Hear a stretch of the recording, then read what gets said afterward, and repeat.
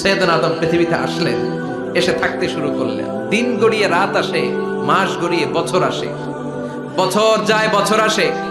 ঠিক 940 বছর পর মালাকুল মাউত আদম আলাইহিস সালামের কাছে আসলেন। বললেন, আনা মালাকুল মাউত উকিলা বিকুম, আপনাদের জন্য আল্লাহ আমাকে বানিয়েছে রূহ কবজ করতে। ও আদম, আবুল বাশার, পৃথিবীর প্রথম মানব, প্রথম নবী, আপনার সময় শেষ, রেডি হন। কি হন? খেলা শুরু হবে, এখনই রূহ কবজ করে নিয়ে যাব।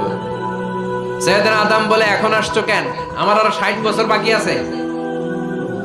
মালাকুল মাউত বলে, না, আপনি রূহের জগতে আল্লাহর কাছে আপনার সন্তান দাউদকে কয় বছর দিয়েছিলেন?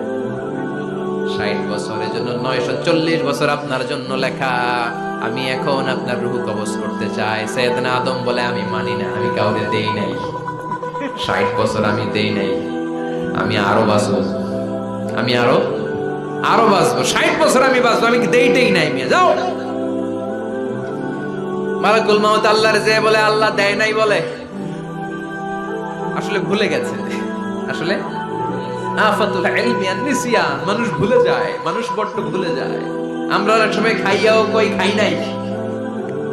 অনেক কিছু আপনি দিছিলেন কিন্তু ভুলে যাই, গলার নিচ দিয়ে নামার পরে কই তুমি কিচ্ছু দাও নাই। আছে না নাই? নাসিয়া আদম ফানাসিয়া বানু, আদম আলাইহিস সালাম ভুলে গেছেন, তাই আমরাও ভুল করি, ঠিক কি না? এজন্য আমাদের নেতারাও বলে এটা দেব ওটা দেব, নির্বাচনের পর সব ভুলে যায়। আছে না নাই? ওই যে আদম আলাইহিস সালাম ভুলছে, আমরাও ভুলে যাই। আমাদের দোষ কি? ভুলে যায়, বেমালুম ভুলে যায়। আল্লাহ বললেন, মালাকুল মাউত আর জোরাজুরি করো না। 940 নয়, ঠিক 1000 বছর পরে আদমের কাছে যাবা। আমি আমার আদমের ভাগ্যে এই জিনিসটাই রেখে দিয়েছিলাম রে মালাকুল মাউত। আমি আগ থেকে এটাই রেখেছি, আমি জানতাম সে ভুলে যাবে। চিল্লাই কোন সুবহানাল্লাহ।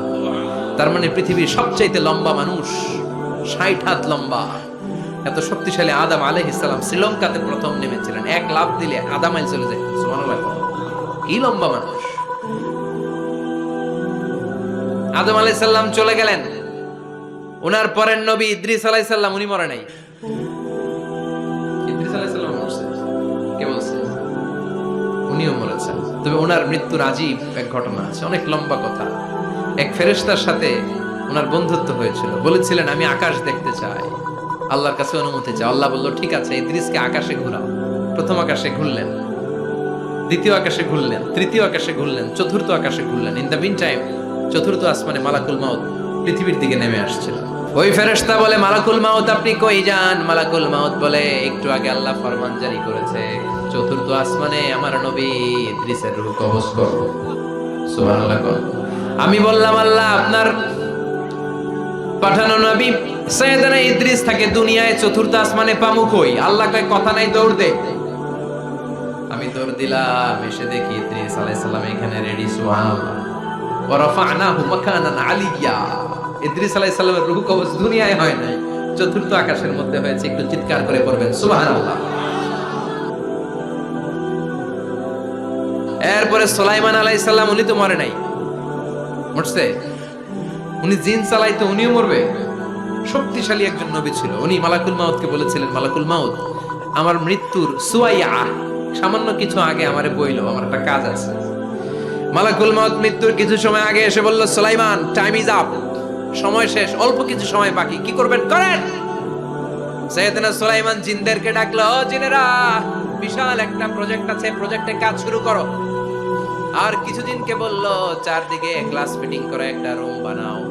সাইয়েদনা সুলাইমান আলাইহিস সালাম গ্লাস ফিটিং করা রুমের ভেতরে ঢুকলেন। এই রুমে ঢোকার দরজা নাই, হাতে একটা লাঠি নিলেন। কি নিলেন? লাঠির মধ্যে ভর করে দাঁড়িয়ে রইলেন আর জিনদের দিকে তাকিয়ে রইলেন। জিনেরা এত বদমাশ ছিল, সাইয়েদনা সুলাইমান দাঁড়িয়ে না থাকলে কাজ করতো না। ছিল পাটিবাস, কি ছিল? দাঁড়ায় না থাকলে আজও লোকজন কাজ করতে চায় না, ঠিক কিনা? মালিক দাঁড়ায় থাকলে ঠিকই কাজ হয়ে যায়। সুলাইমান আলাইহিস সালাম লাঠির মধ্যে ভর দিয়ে দাঁড়িয়ে রইলেন আর বললেন, কাজ করো। জিনেরাও কাজ শুরু করলো। ওদিকে মালাকুল মাউত এসে বলে, ও সুলাইমান সময় তো শেষ। সুলাইমান বলে, সমস্যা নাই, রূহ কবজ করো। উনি লাঠির মধ্যে ভর দিয়ে দাঁড়িয়ে রইলেন। গ্লাস ফিটিং করা রুমের ভিতরে কোরআন সাক্ষী। মালাকুল মাউত ওইভাবে লাঠিতে ভর দেওয়া অবস্থায়, দাঁড়ানো অবস্থায় সাইয়েদনা সুলাইমান আলাইহিস সালামের রূহ কবজ করে নিলেন। উনি এমন ভাবে দাঁড়িয়েছেন, রূহ চলে গেল, লাশ হয়ে দাঁড়িয়ে রইলেন। লাঠির মধ্যে দাঁড়িয়ে আছেন, জমিনের মধ্যে লুটিয়ে পড়ে নাই। সুবহানাল্লাহ। জিনগুলো দূর থেকে ভাবলো বস তো দাঁড়ায় আছে। কে দাঁড়ায় আছে?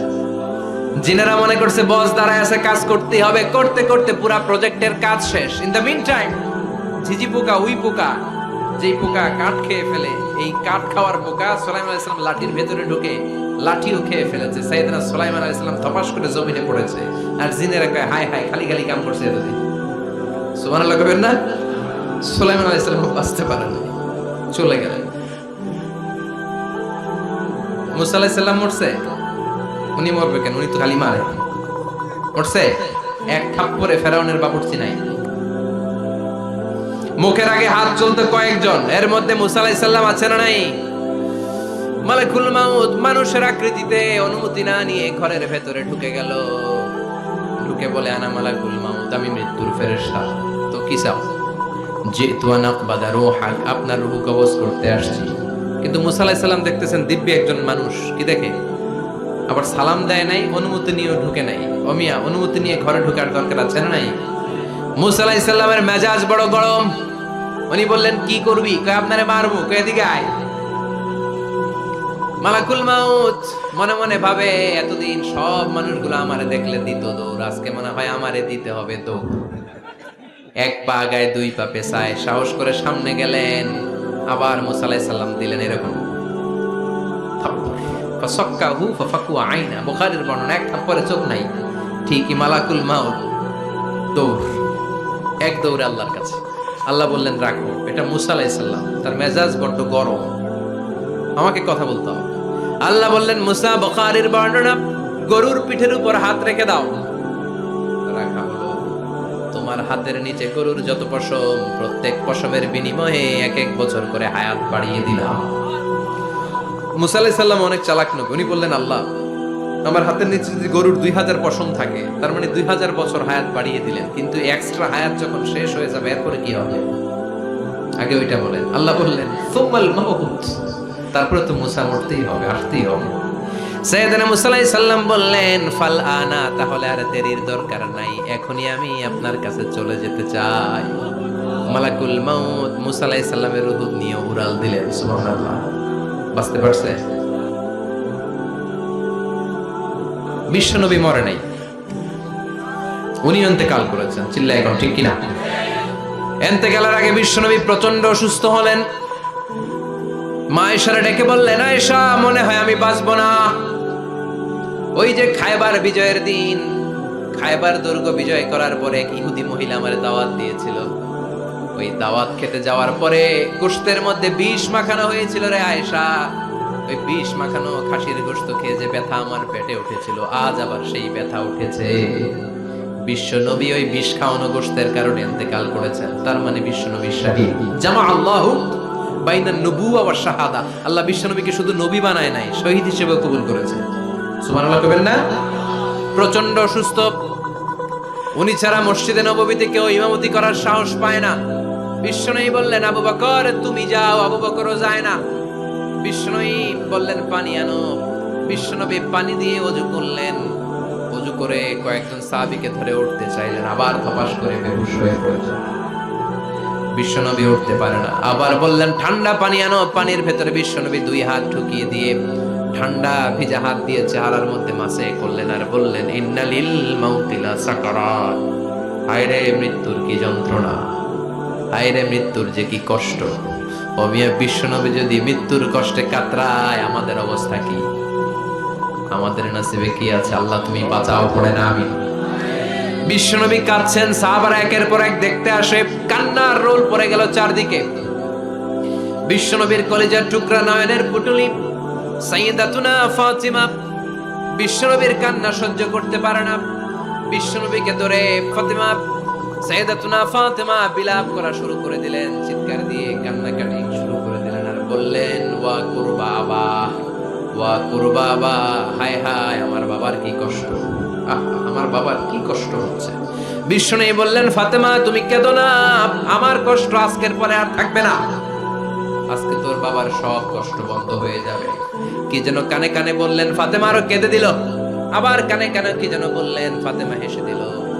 বিশ্বনবীর ইন্তেকালের অনেক পর মা আয়েশার কাছে ফাতেমা বললেন, আমি যখন প্রথমে কেঁদেছিলাম আব্বা বলেছিল আমি আর বাঁচবো না রে ফাতেমা। আবার কানে কানে একটা কথা বলার পরে হেসেছিলাম, আব্বা বলেছিল আমার পরে আমার পরিবার বর্গের মধ্য থেকে সর্বপ্রথম তোমার সাথে আমার দেখা হয়ে যাবে রে ফাতেমা। অল্প কয়েক মাসের ব্যবধানে সাইয়েদাতুনা ফাতেমা উনিও ইন্তেকাল করলেন। বিশ্বনবী শোয়া থেকে উঠতে পারে না। এক সাহাবীকে দেখলেন মেসওয়াক করছে। বিশ্বনবী মেসওয়াকের দিকে তাকিয়ে রইলেন। বিশ্বনবীর নিথর দেহটা পড়ে আছে। আয়েশারা যে বলবে আয়েশা মেসওয়াক দাও, বলতে পারে না। মা আয়েশা বুঝতে পেরে মেসওয়াক আনলেন, বিশ্বনবীকে মেসওয়াক করিয়ে দিলেন। এবার বিশ্বনবী বললেন, ও আবু বকর শোনো, আল্লাহ আমাকে অপশন দিয়েছে। কি দিয়েছে? আল্লাহ বলেছে নবী আজীবন থাকতে চাইলে থাকেন, আর আসতে চাইলে চলে আসেন। আমি থাকতে না চেয়ে আল্লাহর কাছে চলে যাওয়ার ইচ্ছা করলাম। সাইয়েদনা আবু বকর কান্না জুড়ে দিলেন। বিশ্বনবী বললেন, আসসালাত আসসালাত, ও আমার উম্মতেরা নামাজ তরক করো না। ইন্তেকালের আগে বললেন নামাজ ছেড়ে দিও না। আর বললেন, ওমা মালাকাত আইমানুকুম, তোমাদের অধীনস্থ কর্মচারীদের সাথে খারাপ আচরণ করো না। ঘাম শুকানোর আগে পয়সা দিয়ে দিও। আর হাত দুটো উঁচু করে বললেন, আল্লাহুম্মা ইলার রাফিকিল আ'লা, ও আল্লাহ আমি আপনার কাছে যেতে চাই। এই কথাটা বলে বিশ্বনবীর হাত দুইটা থপাস করে জমিনে পড়ে গেল। বিশ্বনবীও চলে গেলেন। থাকতে পেরেছে কেউ? চিল্লায় বলেন। এজন্য আমরা আল্লাহর কাছে ঈমানি মৃত্যু চাই। কি মৃত্যু? আমরা উত্তম মৃত্যু চাই। চিল্লায় বলেন, কি মৃত্যু? এজন্য মরণের আগে ঈমান নিয়ে মরার দরকার আছে না নাই? আলিয়াহুম সিয়াবু সুন্দুস খুদরু ওয়াস্তাবরাক, জান্নাতীদের পোশাক হবে সবুজ কালারের, মিহি মিহি মিহি সবুজ কালারের রেশমের কাপড় দিয়ে তাদেরকে জামা বানিয়ে দেয়া হবে। The dress will be fine green silk dress with the gold embroidery. সবুজ মিহি সিল্কের রেশমি কাপড় দিয়ে ড্রেস আপ করা হবে, যেটার মধ্যে স্বর্ণ দিয়ে এমব্রয়ডারি করা ডিজাইন থাকবে। আল্লাহু আকবার। দুনিয়ার বুকে পুরুষের জন্য স্বর্ণ পরা আর রেশমের কাপড় পরাকে হারাম করেছে কে? কিন্তু জান্নাতে পুরুষ জাতির জন্য রেশমের কাপড় আর স্বর্ণ ব্যবহারকে হালাল করবে কে? দুনিয়ায় যারা অপেক্ষা করবে জান্নাতে তারা সেটা পাবে। ইউহাল্লাউনা ফিহা আসাইরা মিন যাহাব, দুনিয়ার বুকে ছেলেদেরকে ব্রেসলেট পরতে নিষেধ করেছে বিশ্বনবী, কিন্তু জান্নাতে ঢোকার সময় প্রতিটা জান্নাতি পুরুষকে স্বর্ণের ব্রেসলেট পরিয়ে পরিয়ে জান্নাতে ঢুকানো হবে। স্বর্ণের কঙ্কন থাকবে, স্বর্ণের চুড়ি, স্বর্ণের ব্রেসলেট শোভা পাবে প্রতিটি জান্নাতি পুরুষের হাতে। চিৎকার করে পড়েন আল্লাহু আকবার। তার মানে খাবার খাইলেন, পান করলেন, চমৎকার পোশাক পরলেন, এবার একটু ঘোরাঘুরির দরকার আছে না নাই? যাইবেন, ঘুরতে যাইবেন জান্নাতে? চলেন জান্নাতের শপিং মল থেকে একটু শপিং করে আসি। হুজুর জান্নাতের ভেতর আবার শপিং মল থাকবে কেমনে? প্রশ্ন আসতে পারে না? সহিহ মুসলিমের বর্ণনা, ইন্না ফিল জান্নাতি লা সুকান, জান্নাতের ভেতরে বিশাল এক শপিং মল থাকবে। এটা বোধহয় আমাদের বসুন্ধরা শপিং কমপ্লেক্সের মতো হবে, যমুনা ফিউচার পার্ক। দুবাইতে যে একটা আছে বিশাল শপিং মল, মালয়েশিয়ার মিড ভ্যালি, এগুলোর মতো হবে মনে হয়। কত বিশাল যে শপিং মল হবে। সহিহ মুসলিমের বর্ণনা, প্রতি শুক্রবারে ডানায় সামনে পেছনে সব জায়গা থেকে ভন ভন করে মৌমাছির মতো জান্নাতীরা ওই শপিং মলে শপিং করতে আসবে। ইচ্ছে মতো দেদারসে পোশাক কিনবে, ইচ্ছে মতো শপিং করবে, টাকা দেয়া লাগবে না, ক্রেডিট কার্ড লাগবে না। সুবহানাল্লাহ পড়েন। ইচ্ছে মতো শপিং করবেন। দুনিয়াতে একটু কষ্ট করে হালাল উপার্জন করে খেয়ে যান। আল কানাআতু মিনাল ইসলাম, অল্পে খেয়ে তুষ্ট থাকার, আল্লাহ শুকরিয়া করা, এটার নামই ইসলাম। অল্প খাও, অল্প পড়ো, অল্প জমাও, অল্পের ভেতরে বরকত ঢুকাই দিছে কে? অনেকে দেখবেন অনেক খাই খাই নাই নাই করে, এটা যাদের স্বভাব তাদের কখনো বরকত হয় না। অল্প খাবেন, অল্প পড়বেন, আর হালালের সাথে সম্পর্ক করবেন। আল্লাহুম্মা কফিনি বিহালালিকা আন হারামিক ওয়া আগনিনি বিফাদলিকা আম্মান সিওয়াক। বিশ্বনবী দোয়া করতেন, আল্লাহ হালালকে আমার জন্য যথেষ্ট করেন, হারাম থেকে আমারে বাঁচিয়ে রাখেন। পড়েন আমিন। হালাল অল্প হলেও হালালে বরকত আছে না নাই? হারাম বেশি হলেও এটাতে কোনো বরকত নাই, ঠিক কিনা? বলেন তো গরু খাওয়া হালাল না হারাম? কথা বলেন। কুকুর খাওয়া হারাম। প্রতিদিন কসাই খানাতে এরা কি কুকুর জবাই করে না গরু? গরু জবাই করে। কুরবানির ঈদে কি দিয়ে কুরবানি দেন? গরু। আচ্ছা, জবাই হয় বেশি গরু, খাই বেশি গরু, কুকুর খাই না। গরু বা গাভী বছরে বাচ্চা দেয় কয়টা? একটা। কুকুর দেয় কয়টা? 7টা 8টা, হিসাব নাই, কোনো ফ্যামিলি প্ল্যানিং নাই তো, দেদা আসছে দিচ্ছে। তো গাভী বাচ্চা দিল কম, কুকুরই বাচ্চা দিল বেশি। কুকুরি খাই না, গরু গাভী কোপায়া খাই। এরপরও সারা বাংলাদেশের 56,000 বর্গমাইলের ভেতরে বলেন তো গরু বেশি না কুকুর বেশি? এত খাইলাম, এত জবাই দিলাম, বাচ্চাও দিল কম, এরপরও নাকি গরু বেশি। কারণ গরু খাওয়া হালাল, আর হালালে বরকত ঢুকাই দিয়েছে কে? এজন্য হালাল খাবেন। জিহাদের ময়দানে যে সাহাবা সর্বপ্রথম তীর মেরেছেন, সাদ বিন আবি ওয়াক্কাস, বিশ্বনবীরে বললেন, নবী উদউ আল্লাহ আইয়াজআলানি মুস্তাজাবাদ দাওয়া। ও নবী, আপনি আল্লাহর কাছে আমার জন্য দোয়া করে দেন, আল্লাহ যেন আমারে মুস্তাজাবুদ দাওয়া বানিয়ে নেয়। মুস্তাজাবুদ দাওয়া মানে এমন মানুষ দোয়া করার সাথে সাথেই তার দোয়া কবুল করে কে? বিশ্বনবী বললেন, ও সাদ, মুস্তাজাবুদ দাওয়া হওয়ার জন্য আমি স্পেশাল ভাবে তোর জন্য দোয়া করার কোনো দরকার নাই। একটা টিপস তোরে আজকে আমি শিখাইয়ে দেই, এই টিপসটা মেনে চললে তুই মুস্তাজাবুদ দাওয়া হয়ে যাবি। সাদ বলল, টিপসটা কি নবী? তাড়াতাড়ি বলেন। বিশ্বনবী বললেন, আতিব মা তাআমাকা তাকুন মুস্তাজাবাদ দাওয়া। ও সাদ, যেইটা খাবি, গলা দিয়ে যেইটা নামাবি, যেই খাবারটা ভিতরে ঢুকাবি, ওই খাবারটা যেন হালাল হয়। হালাল খাবার যদি দেহের মধ্যে ঢুকাতে পারিস রে সাদ, হালাল ভক্ষণকারী হওয়া মাত্রই তুই মুস্তাজাবুদ দাওয়া হয়ে যাবি। এজন্য হালাল খেতে হবে। হালালে বরকত, হারামে কোনো বরকত নাই। জান্নাতে বিশাল শপিং মল থাকবে। এগুলো পৃথিবীর সিঙ্গাপুর, আমেরিকা, দুবাই, মালয়েশিয়া, ওই সমস্ত দেশে যে বিশাল শপিং মল, সুপার শপ, এগুলোর মতো নয়। বিশাল আকৃতির শপিং মল, যেগুলোর সাথে দুনিয়ার কোনো শপিং মলের তুলনাই হতে পারে না। চিল্লা এখন ঠিক কিনা? এবার জান্নাতের আবহাওয়া সম্পর্কে জানি। প্রশ্ন জাগে না, জান্নাতের আবহাওয়াটা কেমন হবে? প্রচন্ড রোদ হবে না বৃষ্টি হবে না তুফান হবে? প্রচন্ড যদি রোদের তীব্র প্রখর থাকে ওইটাও সহ্য হয় না, ঠিক কিনা? আবার ঠান্ডা হলেও সহ্য হয় না। এজন্য আল্লাহ বললেন, এমন নাতিশীতোষ্ণ পরিবেশ রাখবো, লা ইয়ারাউনা ফিহা শামসাও ওয়ালা জামহারিরা। জান্নাতের ভেতরে জান্নাতীরা সূর্যের প্রচন্ড তীব্রতাও পাবে না, আবার শীতের কারণে কষ্টও পাবে না। দুইয়ের মাঝামাঝি চমৎকার আনন্দ ঘন নাতিশীতোষ্ণ একটা পরিবেশ আমি জান্নাতে করে দিয়েছি। রাব্বুল আলামিন বলেন, লা ইয়ারাউনা ফিহা শামসাও ওয়ালা জামহারিরা। সূর্য নাই, আবার প্রচন্ড ঠান্ডার কারণে কুয়াশাও নাই। গরম আর ঠান্ডার মাঝখানে নাতিশীতোষ্ণ একটা ব্যবস্থা জান্নাতীদের জন্য তৈরি করে রেখেছে কে? জান্নাতে নারীদের জন্য গহনার কোনো অভাব নাই। নারীদেরকে খুশি করা যায় গহনা দিলে আর জামদানি শাড়ি দিলে। ইদানিং কালে মনে হয় লেহেঙ্গা টেহেঙ্গা দিলে খুশি হয়। লেহেঙ্গা, পাখি ড্রেস, আর কি কি বেরিয়েছে, কি নাম? কিরণমালা, সর্বনাশ। এগুলো দিলে মহিলারা খুশি। শাড়ি দিলে, জুয়েলারি দিলে, অর্নামেন্টস দিলে। নারীদের হৃদয় কিন্তু খুব কোমল। নারীদেরকে আপনি সহজে খুশি করতে পারবেন, খুব সহজে। বিশ্বনবী তাদেরকে বলেছেন, রিফকাম বিল কাওয়ারিদ, নারীদের সাথে কোমল আচরণ করো। নারীদের সাথে কঠিন হলে ওনারা রেগে যাবে, আর নরম হলে গলে যাবে। সুবহানাল্লাহ পড়ে। এজন্য কোমল আচরণ করবেন, নারীদের সাথে ভালো আচরণ করবেন। বিশ্বনবী বলতেন, আমি নারীদের পিতা, আমার কোনো ছেলেকে আল্লাহ দুনিয়াতে বাঁচিয়ে রাখে নাই। এজন্য খবরদার নারীদের সাথে খারাপ আচরণ করো না। ওই ব্যক্তি আল্লাহর কাছে সেরা যে তার বউয়ের কাছে সেরা, ঠিক কি না? বিশ্বনবী বলতেন, আমি আমার সব বিবিদের কাছে সেরা।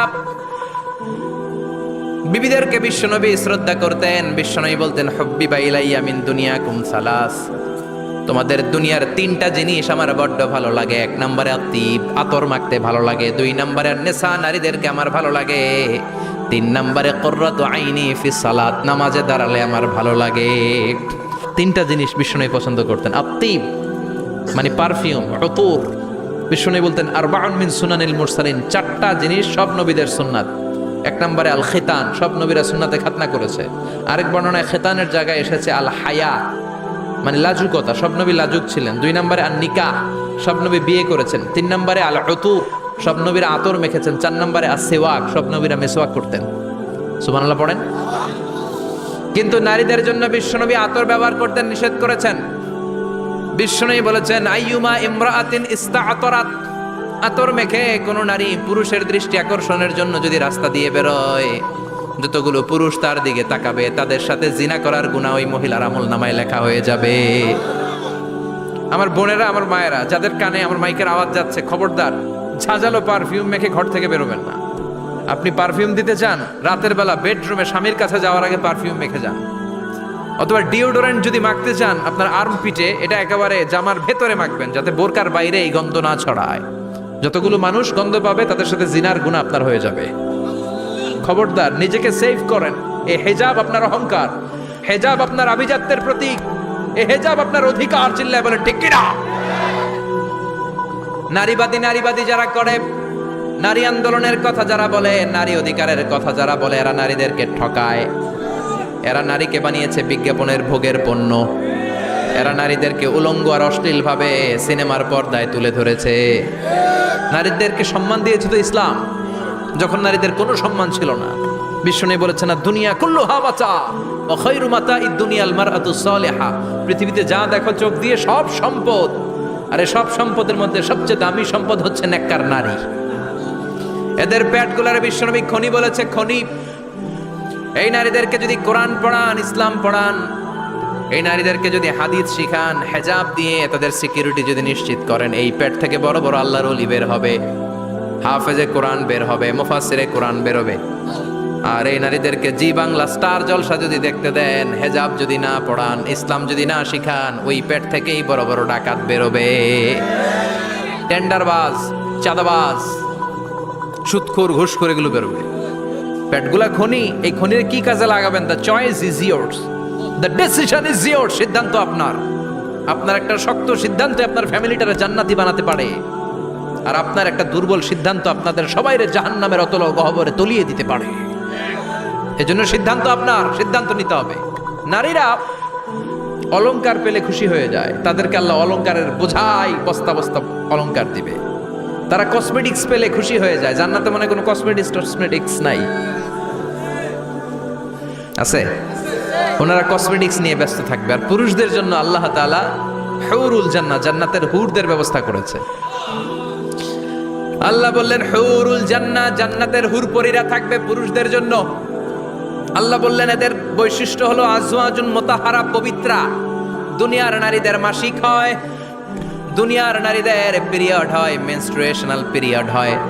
জান্নাতের হুরদের কোনো পিরিয়ড হবে না, মাসিক হবে না, নেফাস হবে না, হায়েজ হবে না। সুবহানাল্লাহ।